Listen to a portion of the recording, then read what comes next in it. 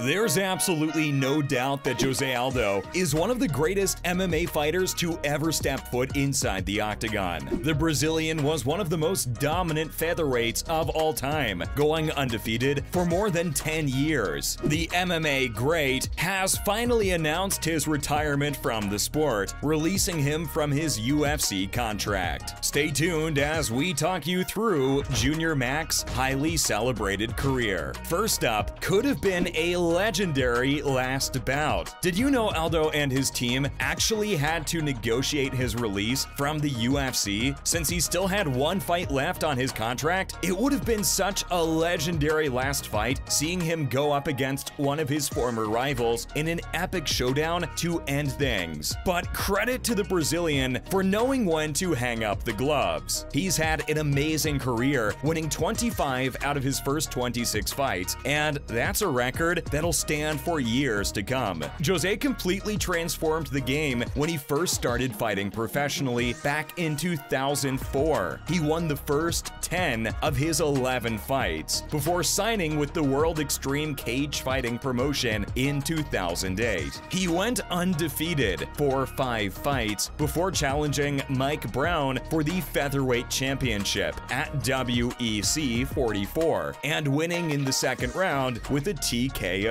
And in case you didn't know, Jose Aldo was the first featherweight champion in the history of the promotion. WEC and the UFC merged back in 2010, earning Aldo the title of the inaugural featherweight champion. Tales of his dominance continued to echo in the UFC, as well as the Brazilian GOAT defended his title 7 times in a row, which is still a record till this date. Next, the Conor McGregor saga. Back when the Notorious was making waves at the UFC, Jose Aldo was sitting at the top of the division. Conor was wiping guys out left and right. And we're positive Junior Mac knew it wouldn't be long before he finally defended his title against the Irishman. And when the time finally came, things were much bigger than we expected. There was just so much hype surrounding the fight. And we're not gonna lie, it was probably the first time we saw Aldo a bit hesitant. If we had to guess, it probably didn't have anything to do with his ability, but the support Conor had was a bit overwhelming. Look at it this way. We're talking about the undisputed inaugural featherweight champion of the UFC, who's undefeated for 10 long years. And all of a sudden, everyone's just rooting against him. Aldo still had Brazil behind him, but Conor's hype was just too much to handle. So when UFC 194 finally came,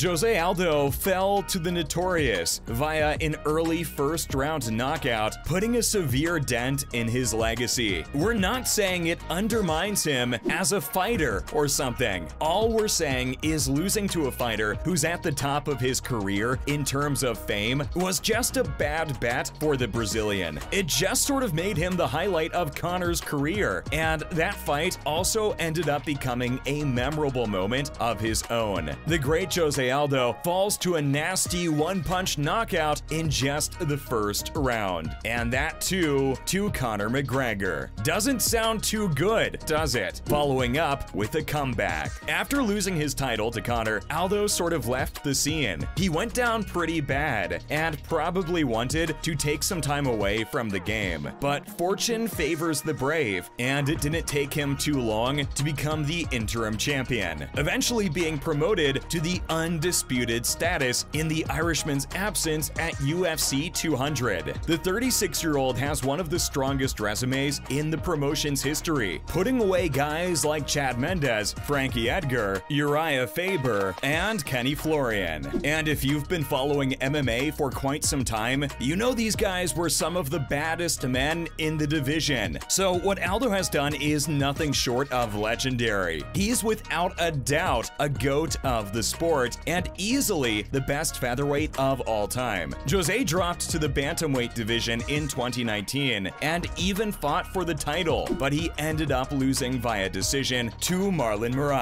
He rebounded after that loss and recorded a couple of more wins before losing his final UFC fight to Merab Dvalishvili at UFC 278. Let's talk about his future. future. Unlike Diaz or Ngannou, Jose Aldo hasn't really talked about what he plans on doing after retiring from the promotion. Since he's no longer bound to the UFC contract, that means he can pretty much do whatever he wants, whether that's joining another promotion or fighting in an exhibition bout. We're not really sure, but we reckon he'll probably want to fight some exhibition boxing matches, so he can stack some cash and enjoy retirement in peace. But even then, Aldo is one of those guys not a lot of people will want to fight. He might be 36, but don't mistake the fact that he's still an absolute monster. So maybe an exhibition fight against another former UFC fighter, or maybe a hybrid boxing match. Who knows? Guess we'll just have to wait and see what the Brazilian has in store for us. The UFC will miss a fighter of his caliber, and it's not long before they give him a well-deserved spot in the Hall of Fame. Time for some more on the UFC. Up next, Masvidal talks sense. Out of all people, it's a little hard to believe that it's Jorge Masvidal who stepped up to defend the boss, Dana White, after UFC 279. A lot of people called White out for pulling off some fishy business before, by shuffling the entire card and whatnot. Brendan Schaub said a lot of things, and we're not gonna lie, some of them were a bit below the belt. But there was just so much controversy going on around the whole event that Dana was the easiest target. People did say things about Khamzat too, and how he failed to make weight, messing up the entire event, but Dana got the most of it. But instead of joining the majority and taking shots at an easy target, Jorge Masvidal has sided with the boss, telling fighters and fans to calm down. And what he said made a lot of sense, to be honest. Masvidal said everyone should just take a deep breath and calm down. There's no need to call Dana out for what happened, since most of it wasn't really in his control. Gamebred also said that Dana has a family that probably has to hear about all the nasty things people are saying. So it's best to just forget about what happened and not point fingers. Now for Gilbert Melendez. Former Strikeforce champion and teammate Gilbert Melendez is really happy to see how things played out at UFC 279. And like what the majority of fans and fighters thought, Gilbert also believes Tony going up against Nate was a much better matchup than the original. But Gilbert didn't just stop there. He went on to talk about how the UFC never honors fighters during the later stages of their career, and often tries to send them off in a body bag. Well, if you think about it, having Diaz fight Khamzat for his last fight at the promotion is kind of like sending him off in a body bag. And it's a shame for the UFC to set that fight up in the first place, because there's just no way how they could justify that. Anyway, we agree with Gilbert here. We're glad things went down the way they did, because if they didn't, the UFC probably would have gotten a lot of heat from fans and fighters for disrespecting Diaz on his way out. Last but not least, a terrible matchup. You know how there's always a guy who will win 9 times out of 10 if he's fighting the same guy? Like, there's just no way around it. No matter how skilled the other dude might get, he'll always beat him. That's how Whitaker feels about Adesanya. Now, Robert calls himself one of the most skilled middleweights in the division, capable of winning back the title. But when it comes to Israel Adesanya, Whitaker fears the Nigerian might have his number. But what does that even mean? Well, Robert thinks it's a terrible matchup for him, because Adesanya's game is the exact opposite of his. No matter how strong he gets, Izzy will always win because of his fighting style. And while we find that a bit hard to believe, it still makes sense. It's like having a boxer fight an MMA fighter under MMA rules. The MMA fighter is going to win every single time. And that's probably what Robert means when he says the Nigerian has his number. In other words, Israel has his game figured out so well that Robert can't do much in terms of surprising him inside the cage. An interesting take by the former middleweight champion. That's it from our side, folks. So, what do you think? What was your most favorite moment of Aldo's brilliant career? And is he the greatest featherweight of all time? Let us know in the comments below. Remember, don't forget to like this video and subscribe to our channel for more exciting videos in the future. future. Thanks for watching, guys, and we'll see you next time.